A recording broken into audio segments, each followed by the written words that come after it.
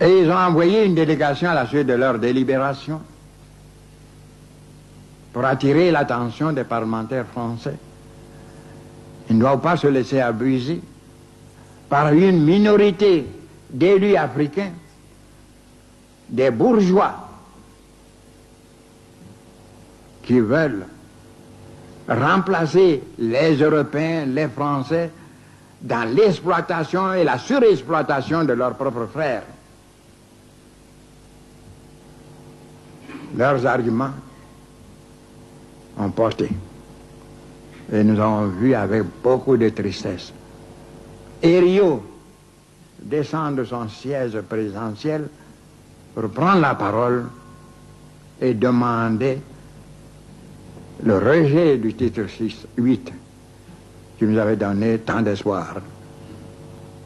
Et il a conclu son discours par ce mot que nous n'oublierons jamais.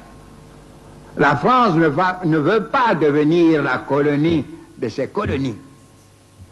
Ceci a été salué par un tonnerre d'applaudissements et le 8 a été rejeté.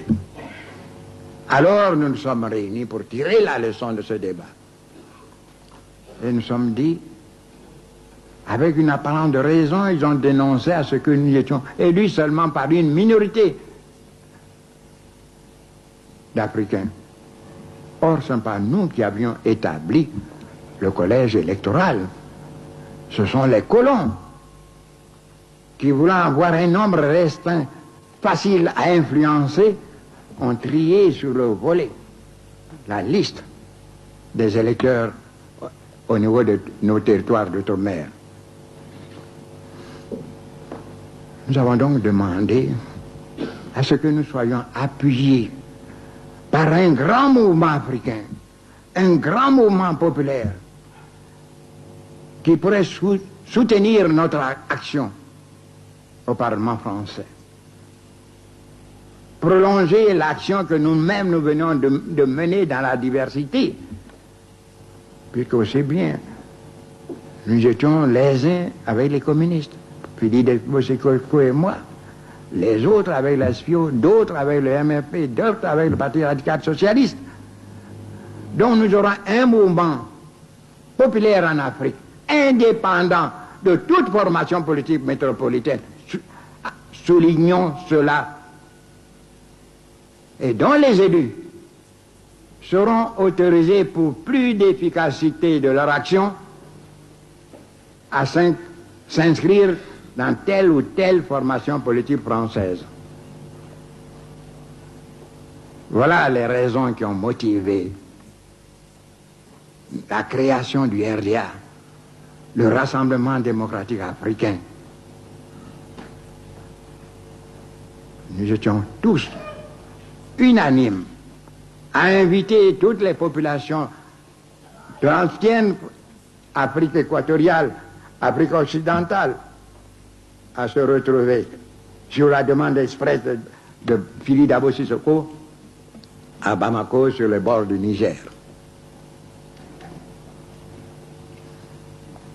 Mais nous avons compté sans les impénitents de la division, les éternels diviseurs. Alors que se sont accourus qui à pied, à cheval, à bicyclette, qui par voie de quelques rares avions ou des bateaux à Bamako au jour choisi, avant-veille de notre départ de Paris, on venait m'apprendre. Je ne donnerai pas de nom, vous comprendrez. Ayons pitié pour ceux qui ont trahi. On est venu me dire que tous les signataires du manifeste refusent de rejoindre Bamako sur la pression de la rue Oudinot. Je vous épargne les moyens de pression.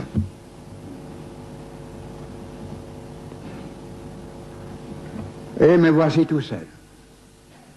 On m'a considéré comme un homme têtu. On ne m'a pas mis au courant de l'arrangement intervenu entre eux et la rue Oudinot. Toujours est-il que je me suis trouvé seul à prendre l'avion pour Bamako. Au moment où j'allais entrer dans l'avion, mon ami et frère, Apiti, ici présent aujourd'hui, est venu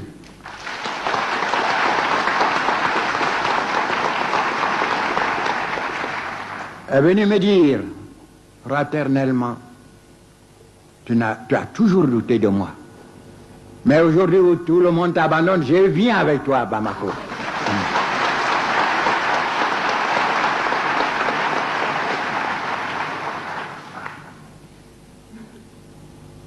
C'était les premières difficultés rencontrées au niveau de Paris.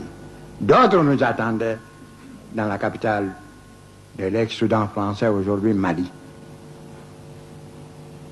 Que ne fut notre étonnement qu'en faisant la sieste chez mon ami Louis Sangaré, mon ancien collègue de l'école de médecine de Dakar, les vétérinaires, Barbé, Darbousier, Lagui Sidibé, vinrent me trouver en me disant tout est perdu. Puis les Dabo Sissoko à rendre la foule sur la place du marché, demandant à ce que non seulement le Soudan français ne s'associe pas au Congrès, n'assiste pas au Congrès, mais demande au peuple soudanais, au peuple de Bamako, de nous chasser de la capitale. Je veux que vous m'appelez le petit impoli et cervelé qui est au Burkina Faso, du nom d'Ibrahim Traoré. Ibrahim Traoré, tu dis que notre père, Félix Houphouët-Boigny, est un peureux, que c'est pour cela qu'il s'est allié aux impérialistes. Toi aussi, tu peux appeler quelqu'un tu peux dire qu'une personne est peureux.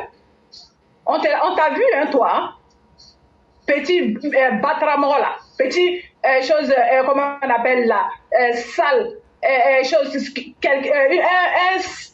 blacoro qui ne sait même pas où se trouve le savon et l'eau pour se laver là. On t'a vu. On t'a vu lorsque comment on appelle quelques choses fortes quelques armées de chevaux se sont levées contre toi là. On t'a vu, hein, tu es parti te cacher dans le trou comme un rat à la queue coupée. Il a fallu que comment on appelle là, tu fasses appel là à 120 mercenaires russes ainsi que 80 soldats maliens pour pouvoir venir te sortir de ton trou. Donc toi aussi tu peux parler. Toi tu es garçon. Hein? Quand il s'agit de, comment on appelle, d'aller au front là, on ne te voit pas là-bas. Il suffit juste qu'on fait exploser, comment on appelle, pétard, que tu fuis en même temps pour aller te cacher en bas du lit. Peureux, incapable. Ton pays est envahi par les djihadistes. Parce que toi-même, tu es le chef, comme on l'a dit. Tu magouilles avec les djihadistes pour pouvoir mettre en danger la vie de la population burkinabèse. Toi aussi, tu peux parler. Une personne qui a donné sa dignité pour quelques kilos de sacs de blé. Toi aussi, tu peux dire quelque chose à quelqu'un. Que ça soit la dernière fois que tu parles comme ça à notre papa, Félix Houphouët-Boigny. Tu ne le vaux en rien. Lorsque comment on appelle là, ton incapacité en train de briller au soleil, tu trouves quelque chose pour pouvoir blaguer les gens, pour pouvoir enlever les yeux sur le fait que tu ne vaux rien dans le pays où tu es. Contre le force de Monsieur le Président. C'est ton route qui est Monsieur le Président là. Hein? Tu es parti t'asseoir, t'imposer là-bas, mentir à la population. On t'a mis là. Toi-même, tu t'es créé encore 5 ans de plus illégalement pour te poser sur la tête des Burkinabés. Tu ne faut que les tuer seulement. Le soldat qui s'élève, qui montrer son, comment on appelle là, son mécontentement, tu tues la personne. Vraiment, quel désastre, quelle honte de vous avoir, comme on appelle, comme soi-disant président de pays africains. Et c'est vous comme ça qui dites que vous allez venir libérer les Africains. Nous les vrais Africains, là, nous n'avons pas de problème. Nous sommes bien là où on est. Et nous sommes fiers d'être, comment on appelle, les esclaves de l'impérialiste. Vous qui êtes, comment on appelle, les esclaves des Russes, là, ils vous ont donné quoi? Vous n'avez rien à faire que de raconter des bêtises à longueur de la journée. Oui, vous êtes parti prêter les chars. Oui, vous avez fait ceci. Allez-y prêter aussi. Vous ne connaissez pas le chemin de là où on prête? Eh bien, vos Russes là, vos Africains, choses Russes là, ils ne savent pas prêter aussi les engins comme nos impérialistes français, européens. N'importe quoi, Blacoro et Kassabo flété. La prochaine fois encore, tu ouvres ta vilaine bouche desséchée, déchirée, balafrée, comme tes deux petits fesses là. Si tu refais ça encore la prochaine fois là, si je t'attrape, tu vas savoir. N'importe quoi, saleté, analphabète, mouton que tu sois, galeux là, chakaraton flété. Voilà, je m'arrête là. Bonne soirée à tout le monde. Merci beaucoup, chère mère. Merci infiniment de cette belle illustration. Et vraiment, vous avez fait ce qu'on attendait. Parce que ce sale chien pouilleux et galeux, à un certain moment, il faut lui montrer sa place. Et vous avez très bien fait. Et s'il y avait même pire encore, j'aurais souhaité que ce soit cela. Mais vraiment, j'apprécie votre sortie de ce soir-là. Après, on va découper pour bien mettre ça, pour qu'ils entendent aussi. À chacune de ces sorties, on va sortir pour lui rappeler qu'il n'est qu'un gros vaurien, un lâche, un raté et un déchet même humain qui veut se donner l'importance qu'il n'aura jamais. Sale poutiste qu'il soit. Vraiment, merci beaucoup, chère mère. Merci beaucoup. Bonne soirée à tout le monde. Au revoir. Merci beaucoup. Ibrahima Traoré traite Houphouët-Boigny de peureux pour s'être rallié aux impérialistes.